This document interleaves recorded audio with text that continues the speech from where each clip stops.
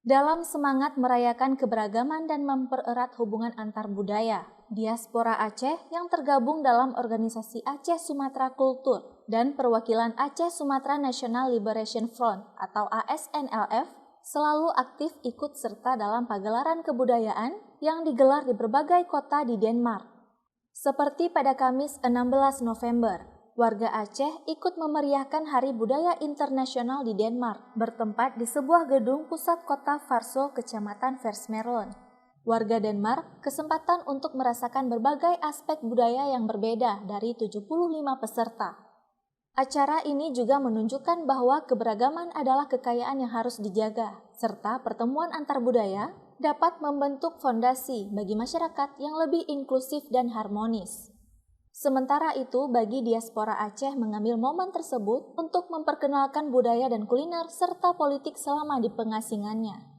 Harapan diaspora Aceh dalam keikutsertaan pameran kebudayaan di Hari Internasional tersebut adalah agar di setiap acara nasional dan internasional, mereka bisa menjajaki hubungan dengan sebuah negara atau organisasi untuk membantu bangsa Aceh.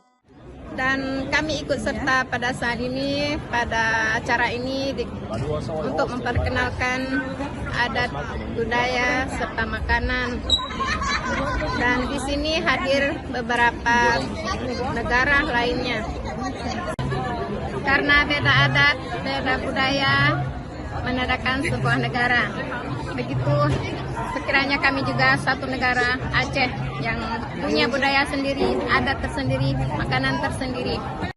Harapan kami dalam keikutsertaan di hari ini, dan bukan saja hari ini, setiap kali diadakan acara nasional atau internasional, kami ikut serta dengan harapan kami agar ada satu negara atau satu organisasi yang akan menolong dan mau bekerja sama atas kemerdekaan bangsa kami, yaitu bangsa Aceh.